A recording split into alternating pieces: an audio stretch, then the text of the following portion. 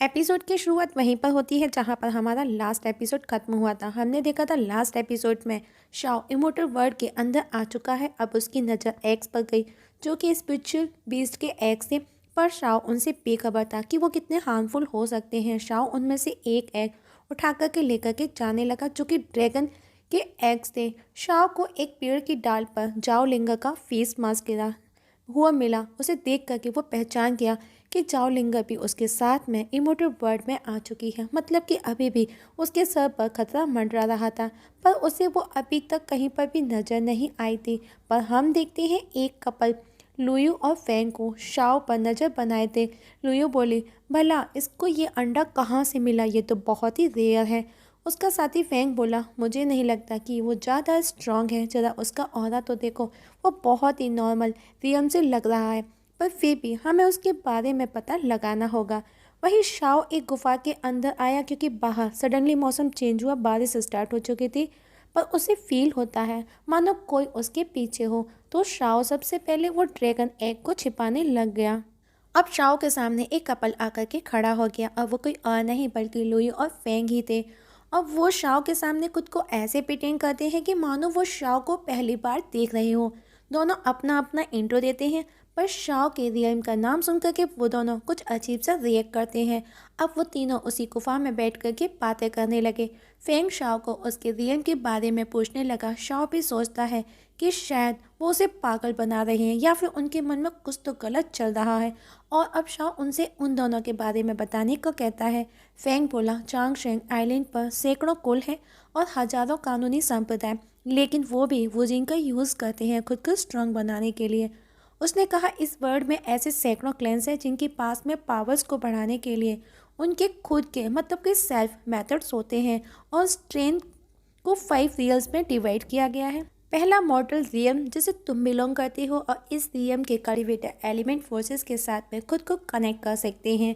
मतलब कि उनके पास में खुद की स्ट्रेंथ होती है, सेल्फ मेथड होती है। दूसरा इनसाइटेड ट्रेजर रियम जिसके कल्टिवेटर अपनी इनर स्पिरिचुअल ट्रेजर्स को अनलॉक कर सकते हैं। तीसरे नंबर पर स्काई वॉकिंग, फोर्थ पर निर्वाणा, पाँचवें नंबर पर आता है हमारा ये इमोर्टल रियम जिसमें अभी तो मौजूद हो, जो सबसे टॉप लेवल पर है।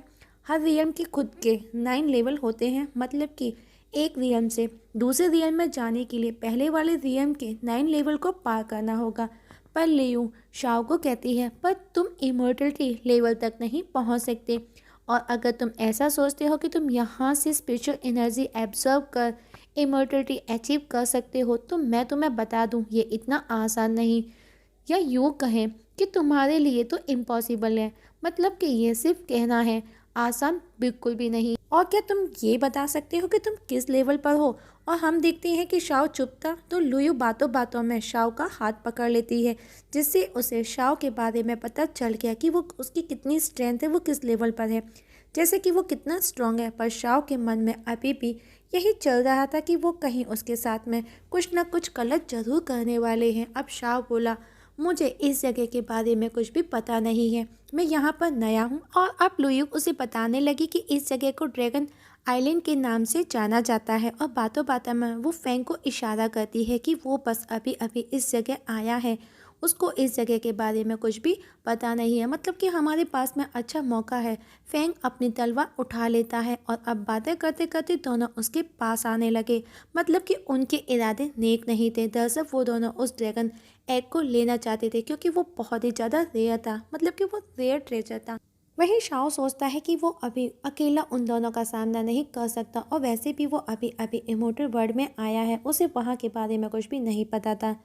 और उसे आइडिया आया और वो उसी ड्रैगन एग को हाथ में लेकर के उनके सामने खड़ा हो गया। उसने कहा, तुम लोग इसी रेयर ट्रेजर की बात कर रहे हो? मतलब कि वो उनकी बातों को सुन रहा था, और बोला, मुझे नहीं पता था कि ये इतना रेयर है। ये देख, लुयू फेंग की तलवार वापस म्यान में कर उसे रोक देती है। मतलब कि फेंग उसे ख़त्म करने को था। वहीं शाओ बोला, मैंने तो बस एक ही उठाया, मुझे नहीं पता था कि ये इतना रेयर है, वरना मैं और उठा लेता। यह सुन लुयू बोली, मतलब कि ऐसे ड्रैगन एग्स और भी मौजूद हैं, वो तुमने कहाँ देखे? शाओ ने कहा, हाँ, अगर तुम चाहो तो मैं तुम्हें उस जगह लेकर के जा सकता हूँ। शाओ उन दोनों को लेकर के आया। काफ़ी दूर तक चलने के बाद उन्हें कुछ नहीं मिला। दोनों को गुस्सा आया। फेंग बोला एग्स के मिलते ही वो उसे मार देगा, मतलब कि खत्म कर देगा। पर जल्दी ही शाओ उन्हें उन अंडों तक ले आया। अंडे मिलते ही फेंग लुयू को बोला तुम्हें नहीं लगता कि हमें शाओ का शुक्रगुजार होना चाहिए, उसे थैंक्स बोलना चाहिए। शाओ बोला नहीं नहीं, इस सब की ज़रूरत नहीं, मुझे भी बस ये इत्तेफाक से मिले हैं, तो आप भी उसका फ़ायदा उठा सकते हो। और शाओ को तो पहले से ही उन दोनों पर डाउट था, पर लुयू बोले क्या तुम हमारे बारे में जानना पसंद नहीं करोगे? और अब लुयू अपने स्नैक को तलवार में बदलकर शाओ पर पॉइंट कर देती है। शाओ बोला सिस्टर मैंने तो तुम्हारी हेल्प की इन एग्स को ढूंढने में, फिर ये सब क्यों? क्या शुक्रिया करने का ये कोई नया तरीका है? फेंग लुयू बोले दरअसल हम नहीं चाहते कि इस रेयर ट्रेजर के बारे में अब किसी तीसरे को पता चले, तो इसके लिए तुमको तो माना ही होगा। वहीं फेंग जैसे ही एग्स के करीब आया पूरी गुफा टगमगाने लगी, मानो भूचाल आ गया। पर फिर भी वो लुयू को शाओ को खत्म करने का ऑर्डर देता है। वहीं लुयू जैसे ही शाओ को मारने को होती है, ऐसा मौसम हो गया मानो समय ठहर सा गया। पर शाओ अभी भी उसी 8 आर्म वाले ड्रैगन के बारे में ही सोच रहा था, क्योंकि जैसे ही वो दहाड़ेगा उसके सामने कुछ भी रुक नहीं पाएगा, जिसके सामने पहाड़ टूट करके बिखर जाते हैं। इसीलिए शाओ ने खुद को पहले से ही प्रोटेक्शन लेयर से प्रोटेक्ट कर लिया था। अब जैसे ही ड्रैगन दहाड़ता है, शाओ पहले से ही प्रोटेक्शन लेयर में प्रोटेक्ट था। शाओ को मौका मिल गया, वो फौरन लुयू की तलवार उसके हाथ से छीन करके उसी की बॉडी के आर पार कर देता है। और शाओ की ट्रिक बड़ी ही कमाल की नज़र आ रही होती है, मतलब कि जिसका हथियार उसी की मौत, ये देख करके फेंग की आंखें फटी रह गई। वो फौरन शाओ पर हमला करने आया, पर शाओ इतनी स्पीड से उसकी तरफ आया कि वो उसके उसी हाथ को काट देता है जिससे उसने उस पर हमला करने की कोशिश की थी। अब लुयू मारी जा चुकी थी, वही फेंग भी पूरी तरह से घायल था, उसका एक हाथ उसके साथ नहीं था। ये देख करके शाओ बोला अफसोस मुझे कि मैं सिर्फ एक को मार सका, मुझे जबकि तुम दोनों को खत्म करना था। फेंग बोला तुम्हारी इतनी हिम्मत कि तुमने मेरे साथी को मार डाला? शाओ बोला हाँ, पर पूरी तैयारी के साथ तो तुम दोनों आए थे, तुम्हारे इरादे नेक नहीं थे, ना कि मैं। अब फेंग वापस से शाओ पर हमला करता है, पर शाओ भी कहाँ कम था, वो भी उसको बराबरी की टक्कर देता है।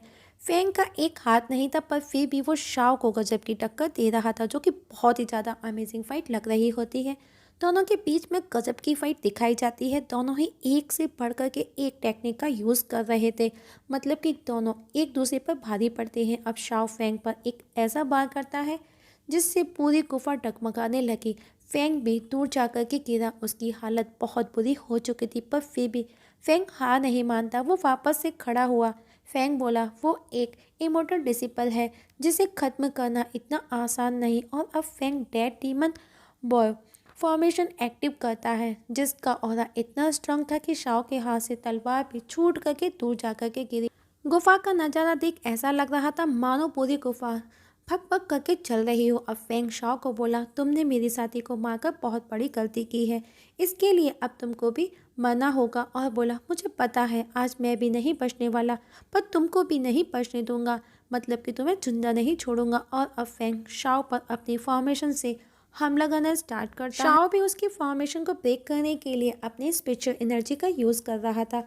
दोनों की पावर जब आपस में टकराती है तो वहाँ का नज़ारा बेहद ही डरावना लग रहा था। पर शाओ की स्पिरिचुअल एनर्जी फेंग की फॉर्मेशन को ब्रेक कर देती है, मतलब कि शाओ फेंग पर भारी पड़ता है और फेंग खुद अपनी फॉर्मेशन में जल करके मारा जाता है।